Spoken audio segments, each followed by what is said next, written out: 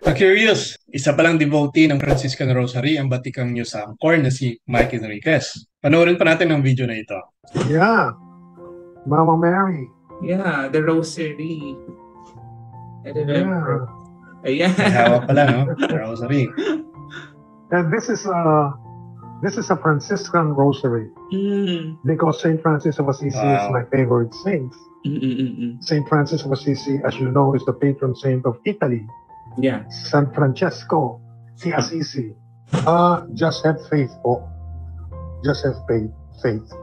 And Ito ang palala niya. magkaroon lang po kayo ng pananampalataya. At sa huli, ang Diyos na po ang bahala. Maniwala po kayo sa akin. Ako po isa sa mga number one witness na faith in prayers.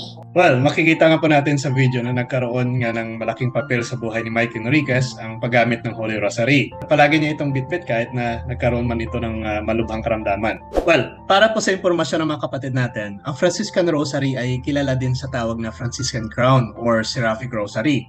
Ito ay isang devotional prayer tool na naugnay sa Franciscan tradisyon. Ito po ay mas mahabang bersyon ng panalangin sa nakagisna nating rosary. Dahil ito po ay binubuo ng 7 decades instead of 5 na sa nakagisna natin, to which represent the 7 joys of Blessed Virgin Mary. Ang bawat decade ay binubuo po ng 1 Our Father and 10 Hail Mary prayers. Now, the benefits of carrying and praying the Franciscan Rosary in our daily activities are spiritual in nature. Sa pamamagitan po ng mga panalangin at pagninilay na ito ay tumutulong sa atin na mas palalimin pa ang ating relasyon sa Diyos at sa mahal na Birheng Maria. Maaari itong maglapit sa atin sa mga misteryo ng buhay ni Jesus at ni Maria na nagpapaunlad din ng tinatawag nating spirit of contemplation and devotion. Well, marahil magkakaiba nga ang epekto nito sa bawat tao, ngunit narito po ang ilan sa mga advantages of praying the Franciscan Rosary. Una po dito, meditation on the 7 joys of Mary. Ang Franciscan Rosary po ay nakatuon sa 7 joys of Mary, na kung saan ito ay nagpapahayag ng mga kaganapan sa Biblia kagaya ng Annunciation, the Nativity of Jesus, and the Resurrection. Meditating on these joys can help us to reflect on the life of Jesus and Mary. Mas pinapalalim pa natin ang ating pag-unawa at pagpapahalaga sa kanilang pagmamahal at sakripisyo. Ito po ay napaka-biblikal ng mga kaganapan na ito ng pagninilay na ating pinagninilayan sa Franciscan Rosary. And this is more than just reading the Bible, but we meditate on it through this prayer. Ang Annunciation na mababasa natin sa Luke chapter 1 verse 30 to 31 na kung saan ang anghel ay nagpakita kay Maria upang sabihing siya ay maglilihi sa kanyang sinapupunan at manganganak ng isang lalaki at tatawagin ang kanyang pangalang Jesus. Also, the Nativity of Jesus, na kung saan ito ay naglalathala ng mga kaganapan sa kapanganakan ni Jesus na mababasa naman natin sa Luke chapter 2 verse 7. Ang Resurrection, na kung saan ito naman ay naglalathala ng mga pangyayari kung saan si Jesus ay naipako sa krus at namatay sa krus, ay nabuhay mula sa mga patay sa ikatlong araw na mababasa naman natin sa Luke chapter 24 verse 6 to 7. Meditating on the 7 joys of Mary can bring numerous benefits to our spiritual lives. These joys represent significant moment in the life of Mary, the mother of Jesus, at bigyan tayo ng inspirasyon at gabay. By reflecting on these joys, mas pinapalalim pa natin ang ating pag-unawa sa pananampalataya, pagtitiwala at pagsuko ni Maria sa kalooban ng Diyos. This meditation can help us grow in virtues such as humility, obedience, and perseverance. Ito rin po ay nagpapahintulot sa atin na mas mapalapit kay Maria bilang ating espiritual na ina at humingi ng kanyang pamamagitan at patnubay sa ating sariling kagalakan at kalungkutan. Through meditating on the 7 joys of Mary, mahahanap natin ang hinahangad nating comfort, encouragement, and inspiration to live a life of faith and discipleship. Pangalawang advantage po ng panalangin using the Franciscan Rosary is the devotion to the Blessed Virgin Mary. Praying the Franciscan Rosary ay isang paraan upang parangalan at hanapin ang pamamagitan ng mahal na Birheng Maria. And that is biblical. The intercession of Mary ay mababasa natin sa John chapter 2 verse 3 to 5 na kung saan si Maria ay namamagitan sa ngalan ng iba sa panahon ng piging ng kasal sa Kana. Ito ay nang maubos ang alak, dinala niya ang mga pag-aalalang ito kay Jesus at sinabi sa mga katulong, gawin ninyo ang anumang sabihin niya sa inyo. Itinatampok ng talatang ito ang tungkulin ni Maria bilang isang tagapamagitan, isang taong nagdadala ng mga pangangailangan at alalahanin ng iba kay Jesus. Sa pamamagitan po ng kanyang pamamagitan, ipinapakita ni Maria ang kanyang pagkalinga at pakikiramay sa mga nangangailangan at itinuro sila sa kanyang anak na may kapangyarihang magbigay ng kanilang mga pangangailangan. Binibigyan din ng talatang ito ang kahalagahan ng pagbaling kay Maria para sa kanyang pamamagitan at pagsunod sa kanyang patnubay upang magtiwala kay Jesus at sa kanyang kakayahang tulungan tayo.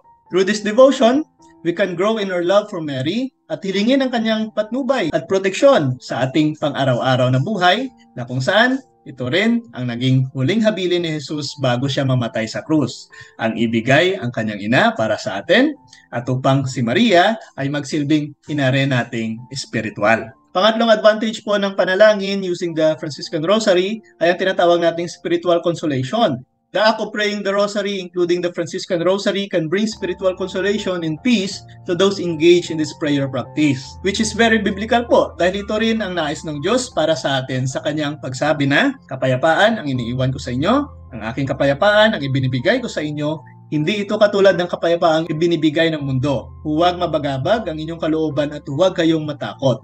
Nagbibigay ito ng pagkakataon na pakalmahin ang ating isip, tumuon sa presensya ng Diyos at makahanap ng oportunidad sa gitna ng hamon ng buhay. Kagaya nga po ng sinasabi ni San Pablo, purihin ang Diyos at Ama ng ating Panginoong Hesukristo. Siya ang Ama ng kahabagan at Diyos ng lahat ng kaaliwan. Kaya hanga po ako sa kay Mike Enriquez for being one of the devotee of Mary at sa patuloy pa rin na panalangin ng Rosary at ang Franciscan Rosary pa ang kanyang ginagamit. Kaya hanga po ako sa inyo at panalangin po natin na sana'y kayo po ay kapiling na ng ating Panginoon. So ayan mga ka-curious, sana'y nakapagbigay po ng inspirasyon ang video na ito sa kung ano po ang tinatawag nating Franciscan Rosary at kung paano po ito makakatulong sa ating pananampalataya. Kung nagustuhan niyo po ang video na ito, please like and share. Ibahagi niyo po sa mga kakilala ninyo upang mas marami pang maabot nito at mas marami pang matulungan ng ating mga ginagawang evangelization. Maraming salamat din po sa inyong suporta at nakatungtong na po tayo ng 100,000 followers and I hope and pray na sana'y mas lumago pa ito at mas marami pa ang makakasama natin sa page na ito. At sa mga kapatid po natin na nagbibigay ng kanilang suporta, maraming salamat. Sa inyo na nag-send ng stars, maraming salamat.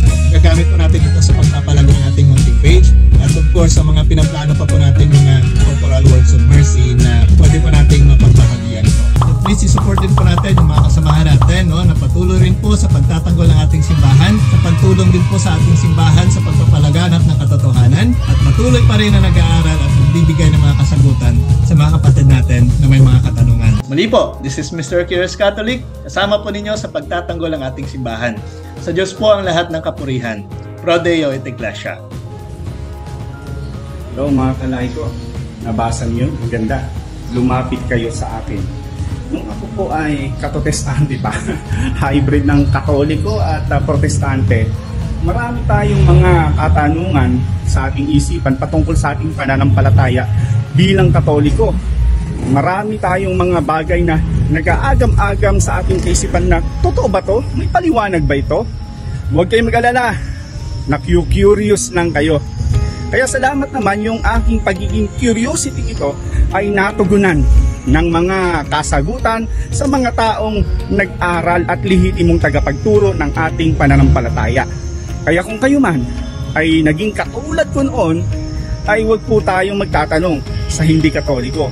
Tayo po ay magsiyasat at atin pong tuklasin yung yaman ng ating pananampalataya upang sa ganon ay hindi po tayo maging mangmang sa sarili nating pananampalataya. Kaya kung ninanais po ninyo na mapunuan ng tamang kaalaman ang ating mga katanungan sa ating isipan patungkol sa ating pananampalataya, may tip ako sa inyo. Pasyalan po ninyo ang channel ng Curious Catholic. At makikita po ninyo yung mga topic doon. At sa inyong pakikinig, tinitiyak ko, magiging tulad ko rin kayo. Mani Lumibaw po, isang solidong Katoliko. Pro Deo et Ecclesia.